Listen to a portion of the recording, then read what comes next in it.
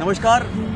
ये पीछे आप देख रहे होंगे नाला नहीं है, ये यमुना नदी है। यमुना नदी को आजकल सीवेज कैनाल का भी दर्जा दिया जा रहा है, क्योंकि पहली नज़र में अगर आप इसे देखेंगे तो इसको नदी नहीं कहेगा, पहली नज़र में ये नाला ही नज़र आएगी, पर असल में ये यमुना नदी है जो यहाँ से फिर आगे जाती है और काफ़ी दूर आगे जाके गंगा में मिल जाती है। तो यमुना नदी का काफ़ी धार्मिक महत्व भी है। यमुना माँ कहा जाता है, लोग उसकी पूजा करते हैं। क्या पूजा करते हो तो आप देख ही रहे हैं। तो फिलहाल अभी मैं हूँ नोएडा के पास, ये नदी बह रही है और यहाँ पर उसका ये हाल है। मेरे साथ है पंकज भाई को मेरे ख्याल से सब जानते होंगे, ऑक्सीजन मैन। पीछे एक बड़ा सा सिलेंडर टाइप का एक डब्बा लटकाए हुए जिसके अंदर एक पौधा लगा हुआ है और पाइप से ऑक्सीजन से सांस लेते हुए, और एक तख्ती लिए हुए कि भाई पेड़ लगाओ, धरती बचाओ, ऐसा कुछ। तो पंकज भाई को मैं मतलब कई सालों से जानता हूँ, शायद 7-8 सालों से मैं देख रहा हूँ, और इसी तरीके से पूरे इधर NCR रीजन में जागरूकता फैलाते आए हैं। तो आज यहाँ पर एक बड़ा सफाई अभियान चल रहा है। बहुत सारे लोग अलग अलग जगहों से यहाँ पर आए हुए हैं। एक स्टूडेंट ग्रुप जो है वो अम्बाला से भी आया हुआ है। सभी लोग यहाँ पर सब यहाँ पर युवा ही हैं, टीनेजर्स हैं, और सभी लोग चाहते हैं कि धरती को बचाया जाए।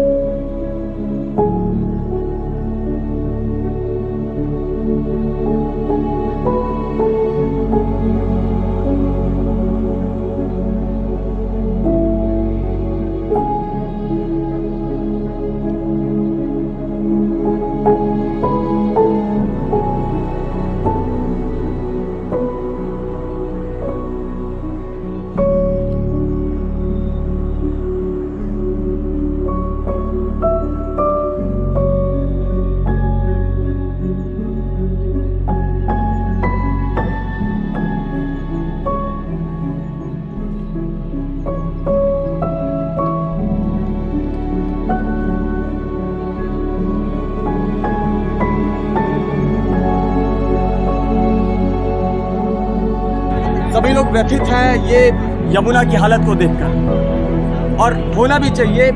हम इंसान अपने आप को बड़ा बुद्धिमान बताते हैं, हम इंसान अपने आप को बड़ा समझदार प्राणी बताते हैं, और हमने ये हाल किया है।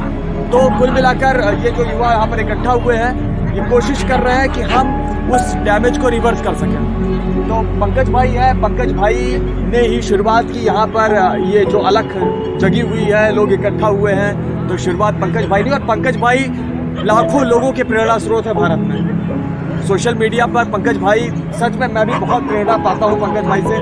मैं देखता हूँ अकेले एक बंदा भीड़ के बीच में और तख्ती लिए हुए खड़ा हुआ है, और सच में बड़ी प्रेरणा मिलती है। तो पंकज भाई, आपसे जानना चाहेंगे कि अभी तक आपका क्या एक्सपीरियंस रहा यमुना के बारे में, कि यमुना कैसी होनी चाहिए थी और क्या हो गई है, और आपका क्या विचार है इसके बारे में? देखिए, यमुना कैसी होनी चाहिए थी, तो एक बात है, आप यमुना को देखिए, ऐसी तो नहीं होनी चाहिए थी। इतना तो शोर है कि ऐसी नहीं होनी चाहिए, बट हमने बना दिया, हमारी लालच ने यमुना को ऐसा बना दिया। और ये देखिए, और ये जो सिचुएशन है, कोई और ग्रह के आके लोग नहीं कर रहे हैं, हम इंसानों की देन है ये। आप देखिए, वेस्ट जो कलेक्ट हो रहा है वो क्या है? ये वेस्ट हम कलेक्ट कर रहे हैं, ये प्लास्टिक, ये आपके ये कपड़े आप चढ़ाते हैं यहाँ पे आके, नदियों में प्रभावित कर देते कपड़ों को, प्लास्टिक को।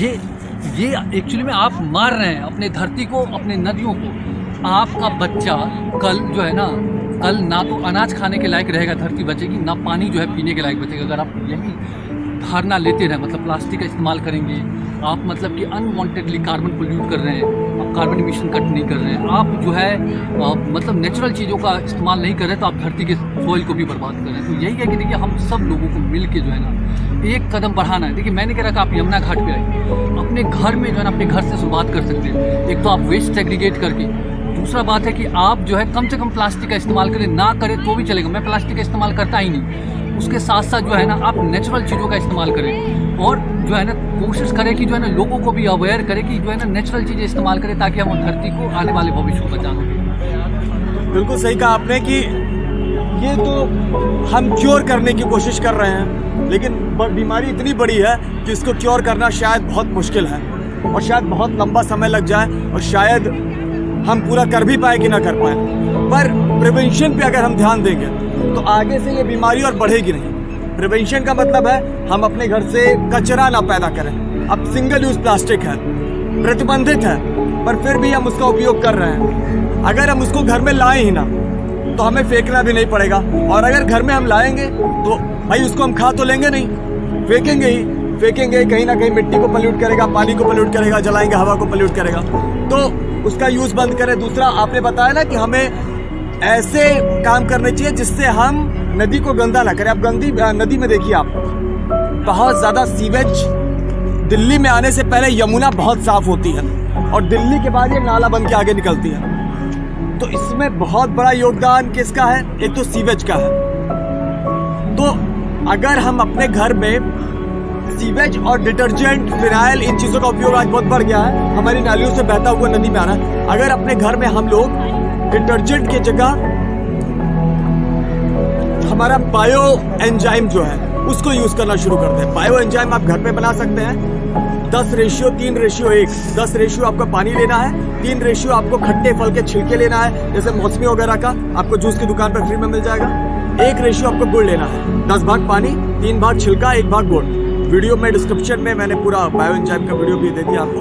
तो आप इस तरीके से बायो एंजाइम घर पे बना सकते हैं। आप डिटर्जेंट की तरह जगह, साबुन की जगह, शैम्पू की जगह, फ्लोर क्लीनर की जगह आप बायो एंजाइम यूज करना शुरू कीजिए। इससे एक तो डिटर्जेंट का, फिनाइल का यूज कम होगा, बंद हो जाएगा आपके यहाँ से। दूसरा, ये जो बायो एंजाइम है, ये जब आपकी नाली से बहता हुआ नाले के माध्यम से आएगा यमुना में, तो ये उसमें चूंकि बहुत गुड बैक्टीरियाज होते हैं, 4 तरह के बड़े अच्छे एंजाइम होते हैं, तो इसके अंदर जितनी ऑर्गेनिक इम्प्योरिटीज हैं, फेकल कोलिफॉर्म है, उन सब को वो डिकम्पोज कर देंगे और उस तरीके से यमुना की हालत जो है धीरे धीरे जो है वो सुधरने लगेगी।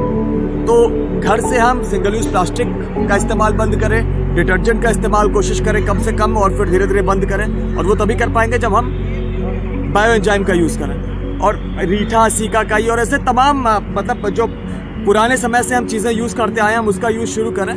तो ऐसे ऐसे करके और फिर प्लास्टिक हटाकर हम लोग पहले तो प्रिवेंशन पर काम कर पाएंगे। दूसरा, अगर आप दिल्ली में हैं तो आप पंकज भाई की टीम है और भी कुछ लोग इधर उधर इनिशिएटिव लेते हैं, आप उनके साथ मिलकर या अकेले अपना ग्रुप बनाकर आप थोड़ी बहुत सफाई कर सकते हैं। नदी से कचरे को, जो प्लास्टिक का कचरा उसको लेकर आप नगर निगम के डस्टबिन तक ही पहुंचा दीजिए, तो भी बहुत बड़ा काम हो जाएगा। तो इस तरह हम यमुना के बारे में कर सकते हैं। देखिए, एक और सिंपल सी बात है, देखिए ये जो पानी है ना, ये यमुना की पानी यहाँ से बह के मथुरा जाती है। मथुरा कहाँ? कृष्ण भगवान की नगरी।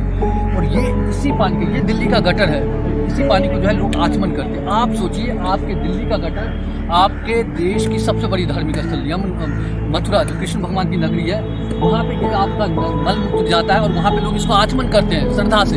तो देखिए कितना बड़ा पाप कर रहे हैं आप। धार्मिक तरीके से भी आप पाप कर रहे हैं, साइंटिफिक तरीके से भी पाप कर रहे हैं और ह्यूमन के तरीके से भी पाप कर रहे हैं। तो जो है हमें इन चीज़ों से जो है, आपको जैसे अभिषेक सर ने कहा कि बायो एंजाइम का यूज़ करें, कुछ नहीं कर सकते ना आप, रीठा, सिकाकाई से भी जो है ना वो कर सकते हैं, आप साफ कर सकते हैं, कपड़े साफ कर सकते हैं। पहले क्या होता था जो है ना, रीठा डाल देते थे, मम्मी बताते, रीठा डाल देते थे गर्म पानी में और कपड़े डाल देते थे, वो साफ हो जाती थी। तो आज जब साबुन नहीं था तभी भी तो कपड़े पहनना करते थे लोग ना, तभी भी होता था, नहाते थे तभी भी। आप जो है क्या कहते हैं, वो मुल्तानी मिट्टी का इस्तेमाल कर सकते हैं। बहुत सारी चीज़ें हैं ऐसी, आपके पास में है, आपके पहुँच में है, बट एफर्ट आपको करना पड़ेगा उसके लिए। बिल्कुल सही कहा पंकज भाई ने। और मथुरा के आगे फिर वही इलाहाबाद जाता है, फिर वही बनारस जाता है, फिर वही गया जाता है। सारे तीर्थ स्थल पे हमारा यही जो मल मूत्र का कचरा और उस फिनाइल और सब है जो बहता हुआ जा रहा है। तो सच में बड़ी सोचने वाली बात है और बड़ी विडंबना है कि हम लोग खुद को धार्मिक कहते हैं। बड़ी विडंबना है कि हम लोग पूजा पाठ करते हैं और जो असली स्वरूप है देवी देवताओं को या ईश्वर के या प्रकृति या नदियाँ, उनको भी वही दर्जा दिया गया है माँ का, उनकी हालत हमने ये करके रखी है। तो आप लोगों से निवेदन है कि अपने यहाँ से, घर से शुरू कीजिए, प्रिवेंशन पर ध्यान दीजिए और आपके आसपास जो भी नदी है वहाँ पर अगर आप सफाई अभियान में जुड़ पाएँ तो वो भी अच्छा होगा। दूसरे लोगों को इस बारे में जागरूक करें, सोशल मीडिया पर इस बारे में ज़्यादा से ज़्यादा आवाज़ उठाएं। ज़्यादा लोग आवाज़ उठाएंगे तो फिर हम जल्दी से जल्दी शायद स्थिति थोड़ी बेहतर कर पाएँ। तो धन्यवाद।